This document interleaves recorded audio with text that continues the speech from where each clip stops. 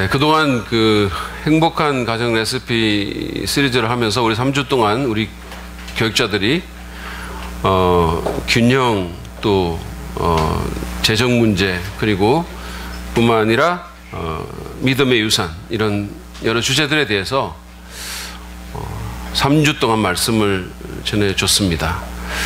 그동안 저는 참 행복했습니다. 그래서 설교를 좀 쉬는 게 행복한 가정을 만드는 레시피는 아닐지 몰라도 행복한 담임 목사를 만드는 레시피임은 분명한 것 같아요.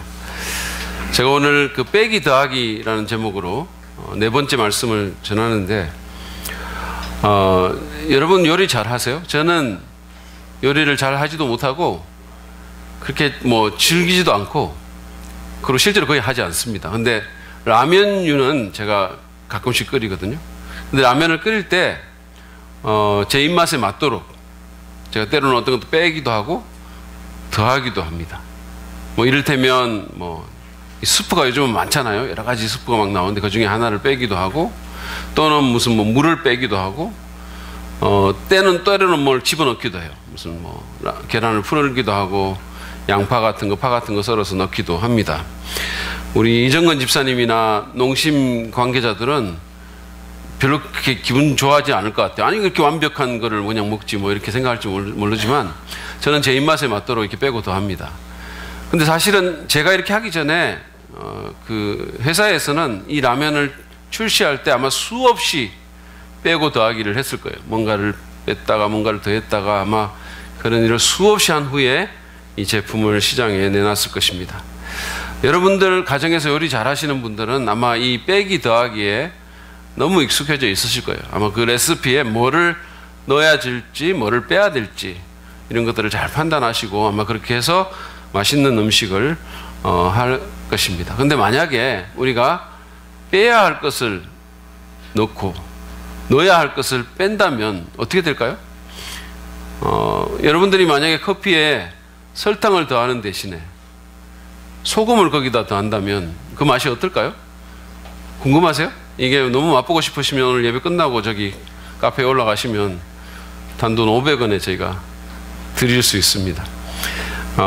지금 저희가 행복한 가정 레시피 시리즈를 하면서 여러분 맛있는 요리의 경우처럼 행복한 가정을 만드는데도 빼야 될 것이 있고 더해야 될 것이 있습니다. 여러분은 뭐를 빼야 되고 뭐를 더해야 하는지를 아십니까? 그리고 정말로 더해야 될 것을 더하고 빼야 될 것을 빼십니까? 한번 생각해 보시기 바랍니다. 혹시 뺄 것을 더하고 더할 것을 빼지는 않으시나요? 혹시 그러지는 않습니까?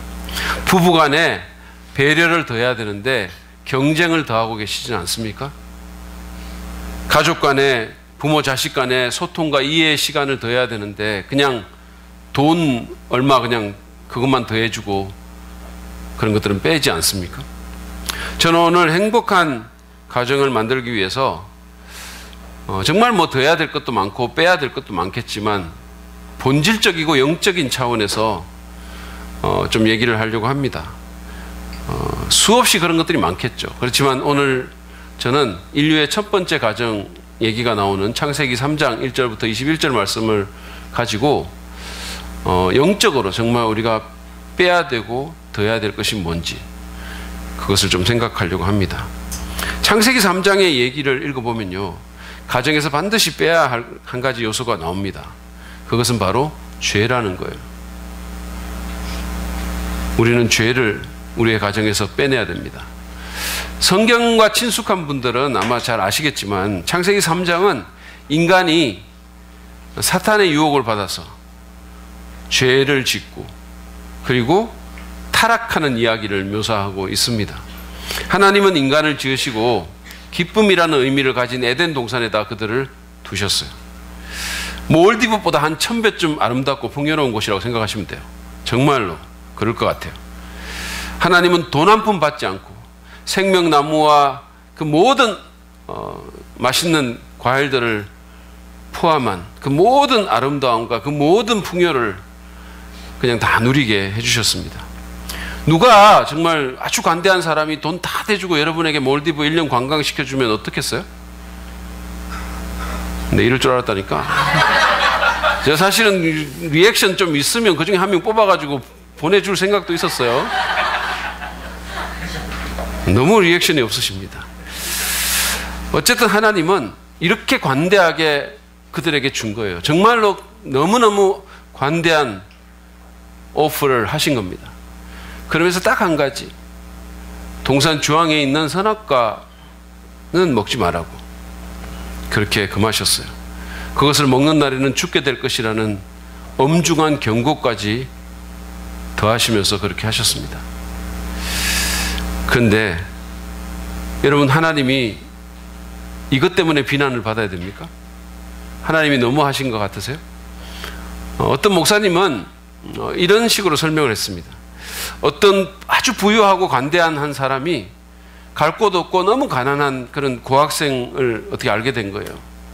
그래서 마침 이 사람이 외국으로 이렇게 좀 떠나면서 그 고학생에게 긍휼을 베풀어서 자기 집에 와서 살아라고 그렇게 자기 집을 그냥 준 거예요. 그러면서 그 어떤 것도 금하지 않았습니다. 모든 것 다 그냥 마음대로 쓰라고 다 내주고, 심지어는 카드까지 주면서 필요한 거 사라고 그렇게 한 겁니다. 그런데 단 하나, 그 집 안방에 그 서랍 깊숙이에 있는 문서 하나만은 건드리지 말라고, 집 문서만은 건드리지 말라고 그렇게 얘기를 했어요. 근데 이 친구는 모든 것 마음대로 다 누리다가 주인이 돌아오기 얼마 전에 그 서랍을 부수고 그 집 문서를 들고 나갔습니다. 여러분, 누가 나쁩니까? 누가 비난을 받아야 합니까? 왜 그 책상 서랍에다가 그 문서를 집어넣냐고 그렇게 말하는 게 옳은 건가요? 왜 그거 건드리지 말라고 그랬냐고 그렇게 말하는 게 맞습니까? 그렇지 않죠. 여러분, 선악과는 일종의 집 문서와 같은 겁니다. 하나님은 아담과 하와에게 당신이 만드신, 당신이 마련하신 그 모든 것 다 주면서 다 누리라고, 하나도 금하는 게 없다고 다 주면서 딱 하나, 누가 주인인지는 알고 누리라고. 그래서 거기에 선악과를 두신 거예요. 누가 이 모든 것의 주인인지 기억하고 살라고. 근데 첫 번째 부분은 자기들에게 그렇게 관대하게 대해주신 하나님보다는 거짓말장이 마귀의 말에 더 귀를 기울였습니다. 우리가 흔히 그러는 것처럼. 그래서 하나님을 배반하고 그분의 명령을 어기는 선택을 합니다. 창세기 3장 6절을 보시죠. 여자가 그 나무의 열매를 보니 먹음직도 하고 보암직도 하였다. 예전에는 사실 안 그랬는데 마귀의 거짓말을 듣고 그 유혹에 넘어가고 나니까 그게 너무 탐스러운 거예요. 그뿐만 아니라 사람을 슬기롭게 할 만큼 탐스럽기도 한 나무였다. 여자가 그 열매를 따서 먹고 함께 있는 남편에게도 주니 그도 그것을 먹었다. 그들은 하나님의 법을 어기고 금단의 열매를 먹었습니다. 다시 말해서 그들은 하나님께 죄를 범한 겁니다. 그러니까 어떤 일이 일어났나요? 7절을 보시죠. 그러자 두 사람의 눈이 밝아져서 자기들이 벗은 몸인 것을 알고 무화과 나무 잎으로 치마를 엮어서 몸을 가렸다. 사단의 거짓말에 속아서 이거를 먹으면 너희들이 하나님처럼 된다고 얘기를 했는데 오히려 그것을 먹고 나니까 둘 사이에 문제가 생깁니다. 졸지에 그들은 서로에게 자기의 어떤 부분들을 숨기기 시작했어요. 그렇게 가까웠는데, 아무것도 가릴 게 없었는데 이제 거리가 생기고 비밀이 생기고 쑥스러움이 생긴 겁니다. 12절에 보면요, 아담은 또 하나님의 추궁에 대해서 자기 아내를 탓하는, 그전에는 막 내 뼈 중에 뼈고 살 중에 살이라고 그렇게 탄성을 질렀던 그 아내를 탓하는 비겁한 짓도 서슴지 않습니다. 여러분 12절을 보시죠. 아담이 여자에게 손가락질을 하며 말하였다. 그건 너 바로 너 때문이야. 이런 게 성경에 있었나 막 이렇게 생각하면서 나는 이장이가 이거 말하는 줄 알았는데 성경 보고 만들었구나 이렇게 생각하시는 분이 있으시면 여러분 너무 순수하십니다. 이거는 제가 번역한 거고요. 12절을 보시면 원래 이렇게 돼 있습니다. 그 남자는 핑계를 대었다. 하나님께서 저와 함께 살라고 짝지어 주신 여자, 그 여자가 그 나무의 열매를 저에게 주기에 제가 그것을 먹었습니다. 그건 너 맞잖아요. 제가 번역 잘한 거잖아요. 이렇게 탓을 하기 시작한 거죠. 서로 손가락질하고. 뿐만이 아닙니다. 그들의 죄는 서로 간의 관계뿐만 아니라 하나님과의 관계도 어렵게 만들었습니다. 그전에는 그렇게 좋던 자기를 만들어주신 분이잖아요. 자기를 무한히 사랑하신 분이잖아요. 그 모든 것을 무료로 제공하신 분이잖아요. 그렇게 좋은 하나님이 이제는 부담스러워진 겁니다. 이제는 피하고 싶어진 거예요. 8절을 보시죠.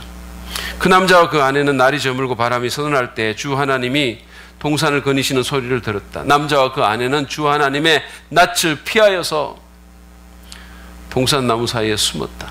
예전에 그랬을 때는, 하나님이 동산을 거니시는 소리를 들었을 때는 정말 두 팔 벌려 뛰어나가서 그 하나님을 맞아들이고 그 하나님과 친밀한 교제를 누렸을 텐데, 이제 그 하나님이 싫어진 거예요. 이제는 숨고 싶어진 거예요. 이 가정에 죄가 들어왔고 이제 그 가정은 더 이상 행복하지 않았습니다. 14절 이하에서도 여러분이 보는 것처럼 죄의 결과로 많은 것들이 꼬이고 엉망으로 변했어요. 그리고 고통이 이 가정을 침노합니다.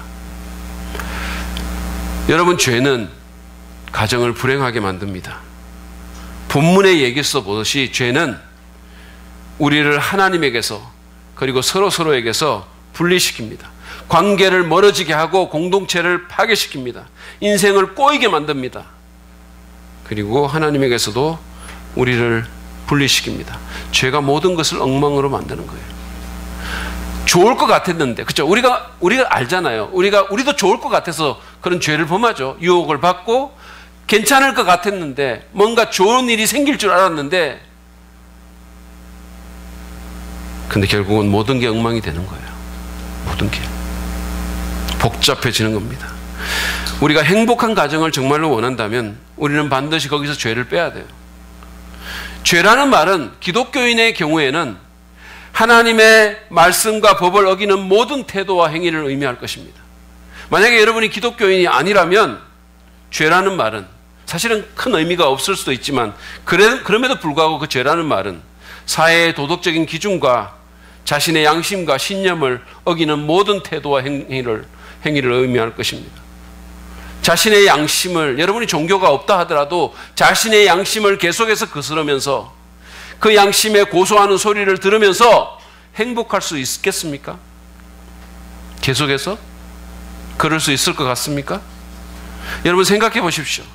탐욕과 이기심과 거짓말과 배신과 권위에 대한 도전과 무시와 미움과 복수심, 이런 것들이 가정에 있다면 그 가정이 행복할 수 있겠습니까?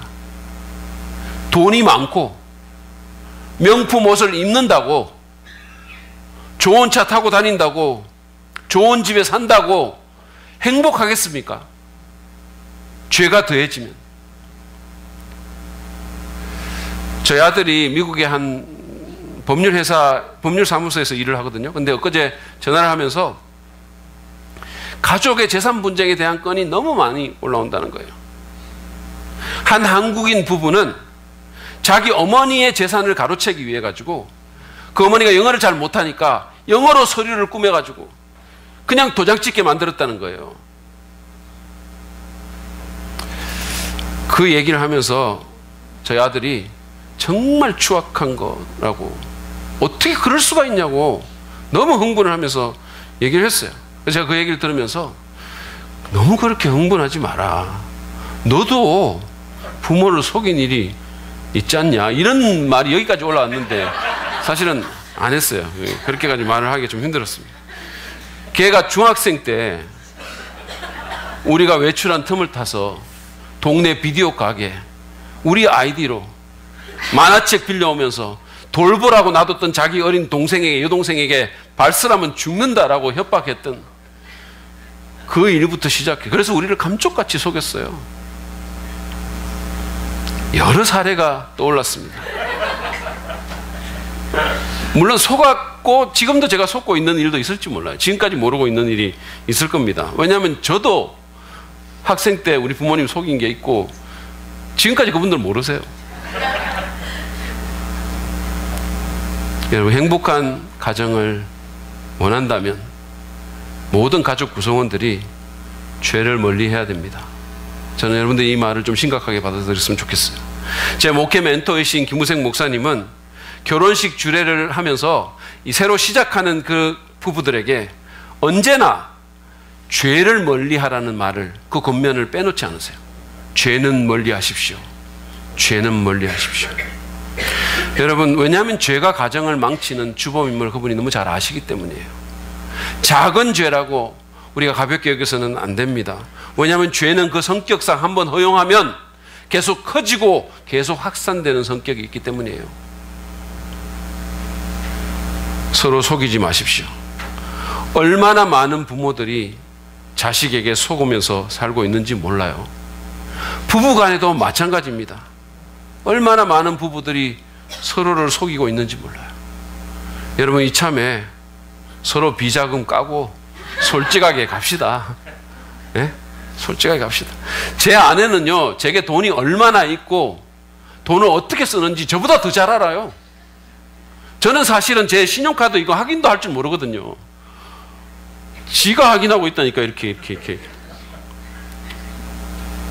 아니, 저를 남의 아들이라고 돌보지는 않으려고 하면서, 아니, 남의 아들 재정에는 왜 이렇게 관심이 많으세요?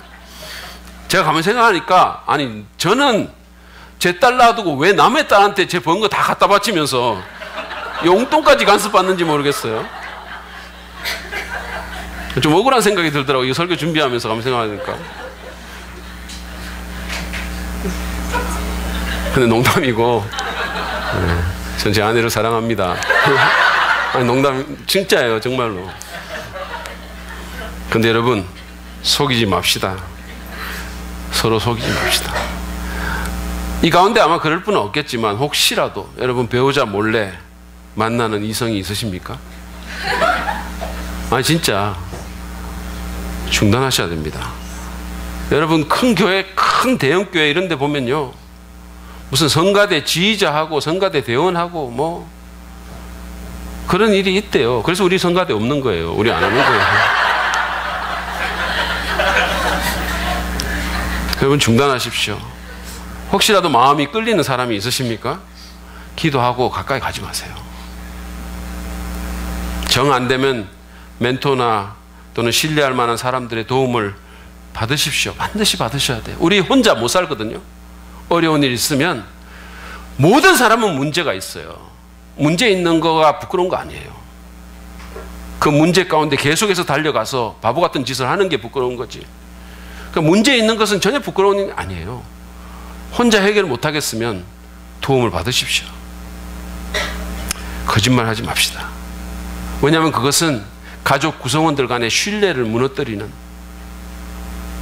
정말로 심각한 거예요. 서로 욕하지 말고 무시하지도 맙시다. 분노를 깔고 살지도 맙시다. 만약에 죄가 있다면 서로 고백하고 회개하고 털어버려야 합니다. 미국 리버티 대학의 김창엽 교수님은 그 사모님이 병에 걸리셨을 때 미국 전역에 사는 모든 자녀들 가족 다 불러 모아놓고 우리 성경대로 죄를 고백하고 기도하자고 그렇게 했다고 합니다. 우리가 죄를 안 짓는 것이 가정에서 죄를 빼내는 가장 좋은 방법이지만, 그렇지만 연약한 우리로서 죄를 전혀 안 짓고 살 수는 없잖아요. 차선의 방법은 죄를 고백하고 버리고 서로 용서하는 거예요. 하나님의 은혜 가운데서. 요한일서 1장 9절은 이렇게 말씀합니다. 우리가 우리 죄를 자백하면 하나님은 신실하시고 의로우신 분이셔서 우리 죄를 용서하시고 모든 불의에서 우리를 깨끗하게 해주실 것입니다. 예수님께서 우리 죄를 지시고 십자가에서 죽으셨으므로 이제 우리는 그 공로에 의지해서 서로 죄를 자백하고 하나님께 자백하고 거기서 돌아서면 된다는 거예요.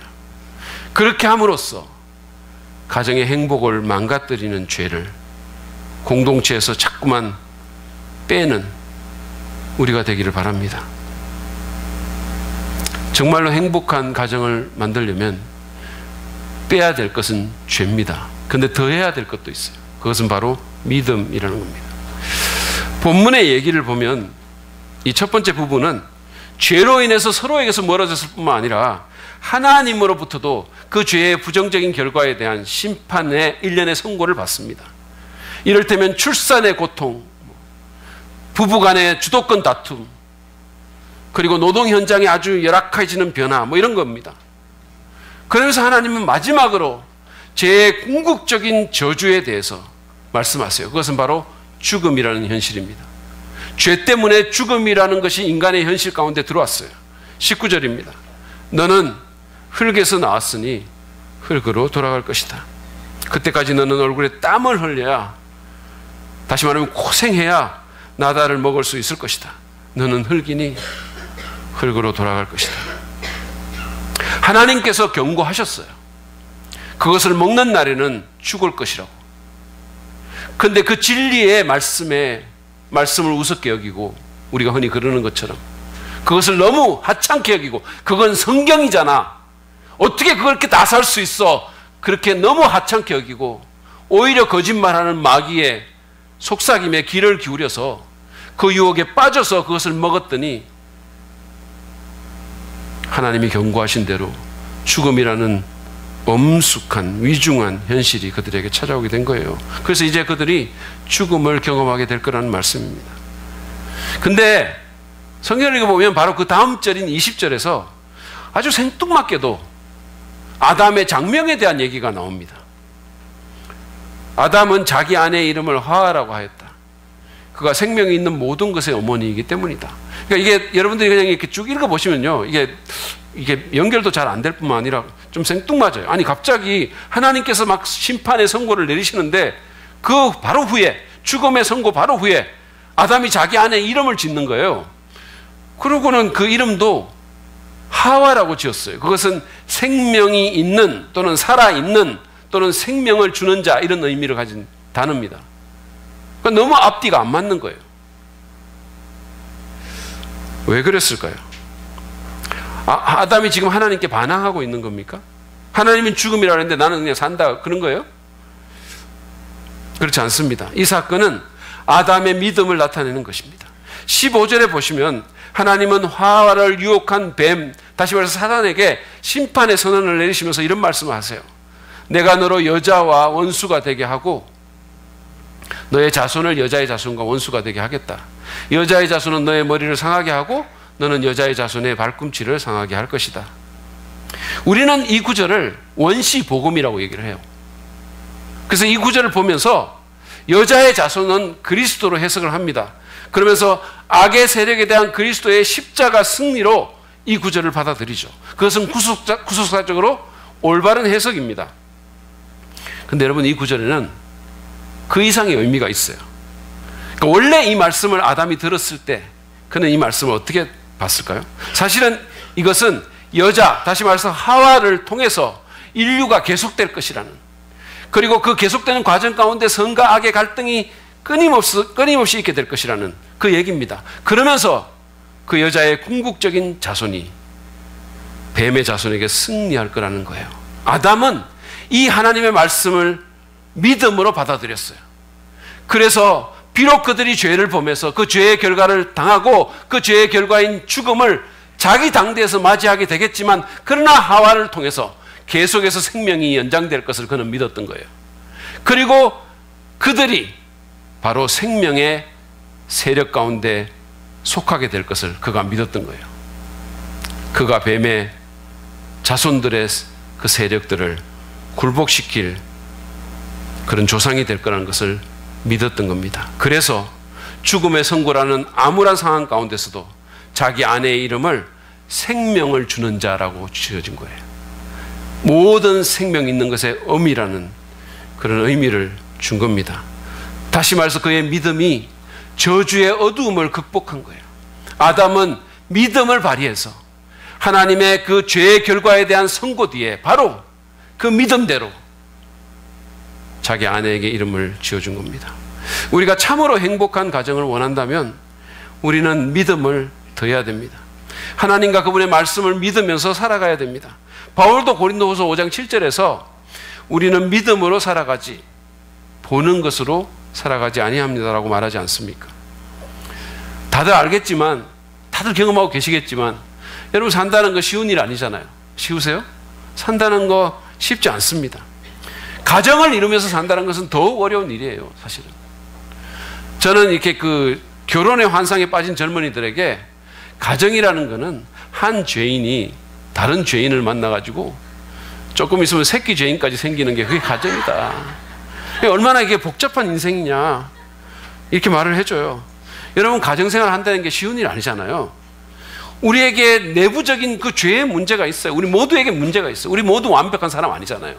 한 사람이 완벽하지 않은 한 사람이 자기 인생 챙기기도 힘든데 그렇지 않은 또 다른 사람 만나가지고 같이 살아야 되는 거예요. 이거 얼마나 복잡합니까? 거기다가 새끼까지 나오면 집 밖에 모르는. 근데 그것만이 아니죠. 외부적으로도 많은 문제가 닥치고 위기 가운데 처하게 되는 게 인생이에요.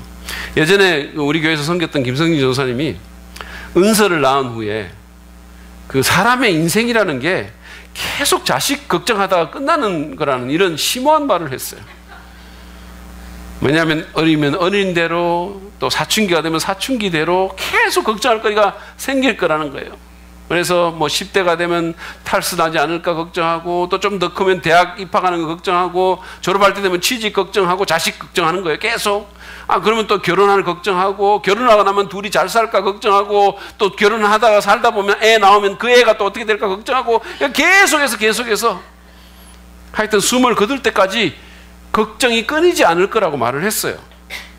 겨우 갓난아기 하나를 낳은 아빠로서 놀라운 상상력을 발휘해가지고 그렇게 말을 했어요.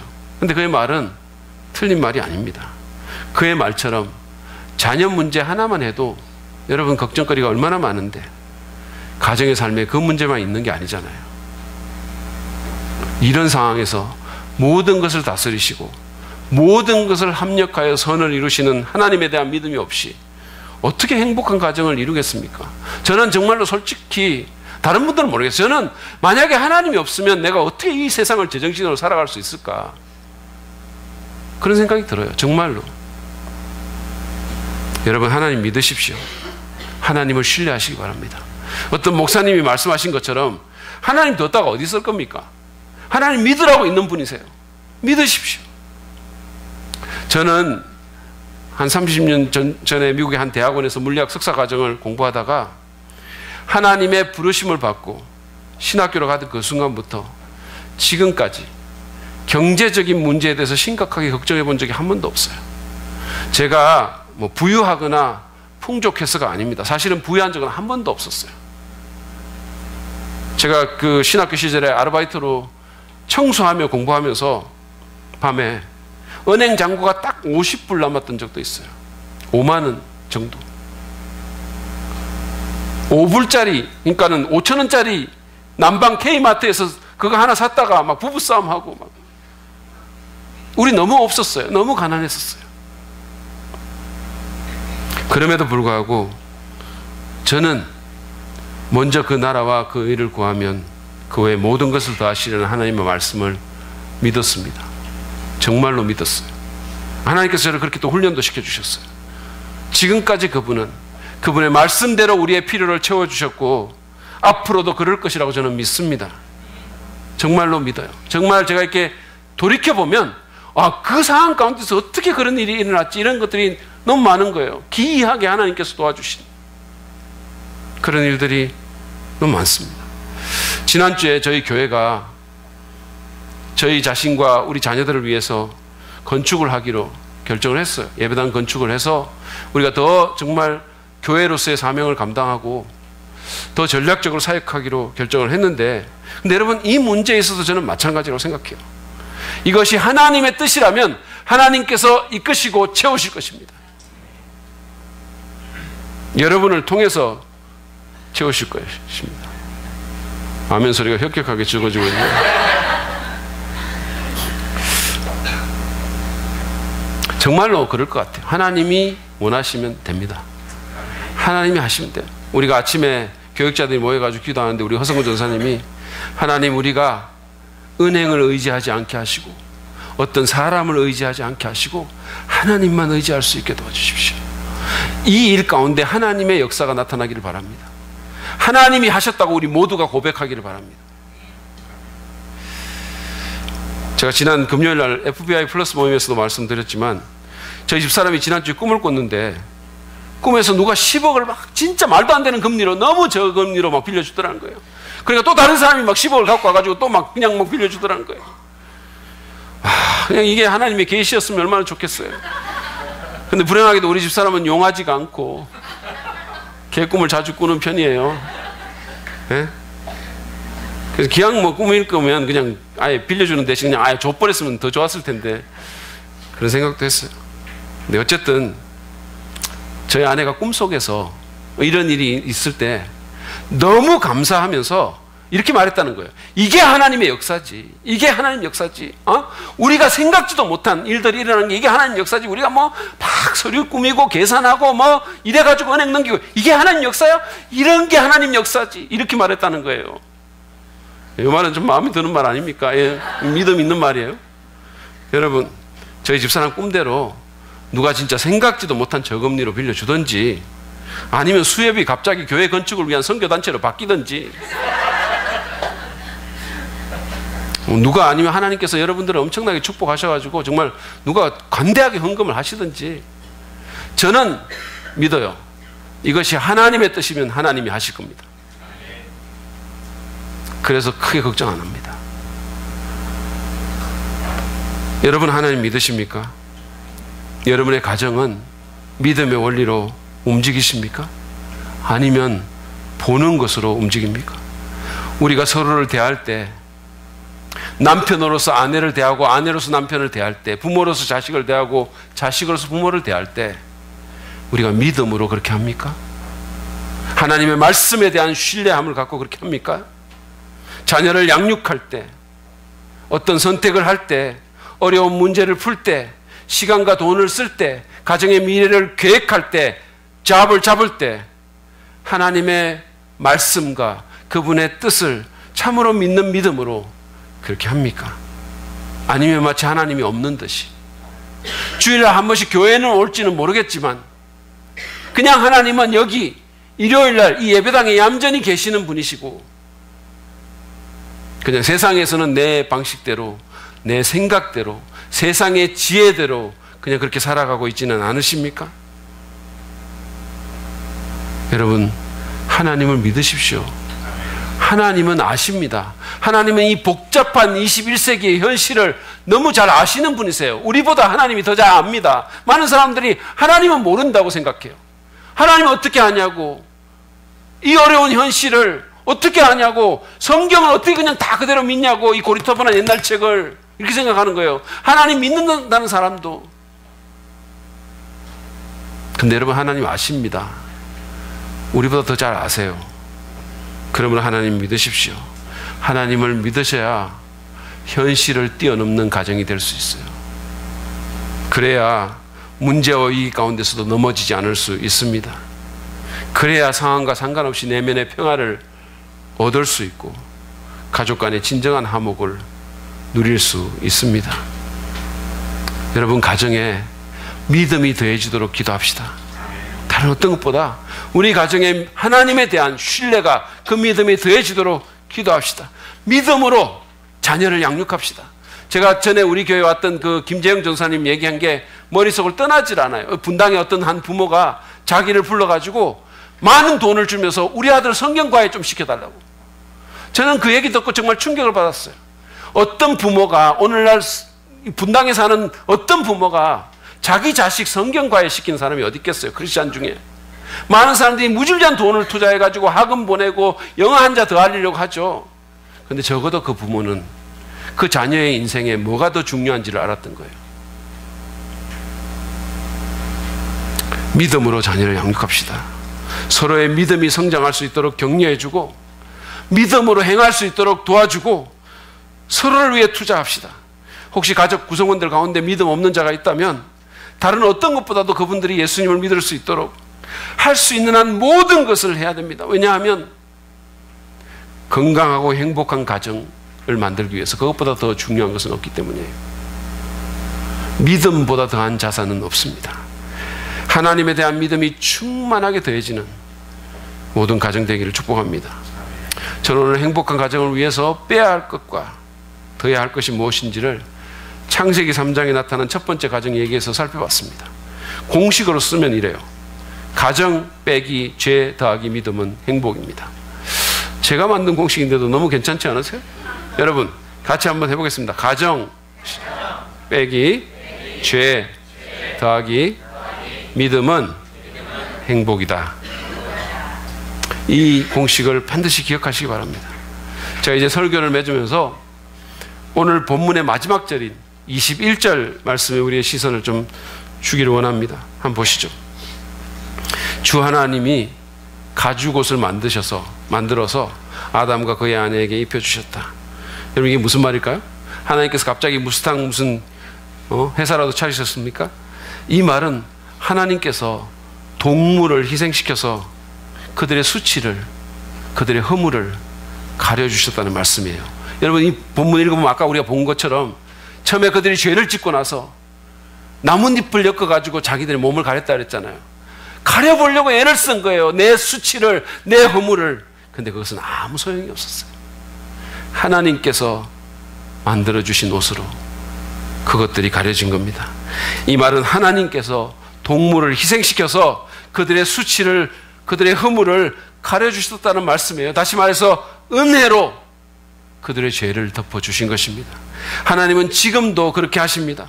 아담과 하와가 죄와 수치를 가리기 위해서 아무 죄도 없는 동물이 희생된 것처럼 죄 없으신 하나님의 어린 양 예수 그리스도가 우리를 위해 십자가에서 피 흘리시고 죽으셨습니다. 그 예수님이 우리의 죄와 우리의 허물과 우리의 수치를 가리는 옷이 되십니다. 우리 각자뿐만 아니라 우리 가정의 옷이 되십니다. 여러분 우리 그렇잖아요. 저 자신도 그렇고 여러분도 아마 그럴 거예요. 정말로 수치스러운 것, 정말로 없어졌으면 싶은 그런 것들이 우리 삶 속에 있죠. 우리 가정에도 그런 것들이 있죠. 우리 노력으로 그런 거 못 가립니다. 하나님께서 가려주십니다. 우리는 우리의 허물과 연약함에도 불구하고 예수님으로 옷 입혀주시는 하나님의 은혜의 손길을 경험해야 됩니다. 예수님이 우리 가정의 옷이 되고 울타리가 되셔야 됩니다. 그래야 죄 문제도 올바르게 해결할 수 있고, 그래야 믿음의 삶도 굳건하게 살 수 있는 거예요. 그래야 진짜로 빼기 더하기 할 수 있는 겁니다. 한 기독교 단체 사이트에서 제가 어떤 부인의 간증을 봤어요. 그녀는 남편과 함께 사는 것이 너무 힘들어가지고 성격이 너무 안 좋다는 거예요. 그래서 경제적인 독립만 하면 이혼할 것을 꿈꾸면서 살았어요. 그게 소망이었던 거예요. 성격이 거친 남편하고 그냥 갈등이 심해지면 아이들 앞에서도 참 그냥 이혼하자고 자연스럽게 말하고, 그게 잘못인지조차도, 그게 어떤 끔찍한 짓을 아이들에게 하는 것인지조차도 모르고 그냥 산 거예요. 너무 심하게 다투고. 그러면서 아이들을 보니까 아이들이 남편 닮은 것 같으니까 너무 아이들까지 싫어지고, 그래서 우울증이 찾아온 거예요.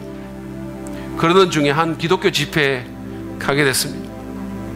근데 그 집회에 들어가는데 하나님이 그 마음을 그냥 완전히 점령하신 것 같아요. 제가 생각할 때 처음 찬송 시간부터 그냥 눈물이 쏟아져 나옵니다. 그리고 그 집회에서 그녀는 하나님의 놀라운 은혜로 예수님을 만나게 됩니다. 하나님의 무조건적인 사랑을 깨닫게 되고 죄사함을 확신하게 됐어요.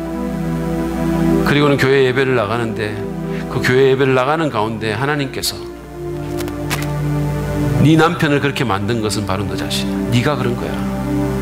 그런 어떤 마음의 감동을 주신 거예요. 그러면서 네가 남편한테 가서 무릎을 꿇고 용서를 구하라는 그런 감동을 주신 겁니다. 쉽지는 않았지만 이 여인이 순종을 했습니다. 예수님 생각하면서, 그러니까 사실은 하기 싫었는데 한 거예요. 한 거죠. 근데 예수님을 생각하면 막 이렇게 하니까 진심으로 자기 잘못이라는 생각이 막 들더라는 겁니다. 정말로. 그러면서 눈물을 흘리면서 잘못했다고, 여보, 내가 잘못했어. 내가 모든 잘못을 했어. 그래서 미안하다고, 용서해달라고. 그렇게 막 진심으로 구하게 된 거예요.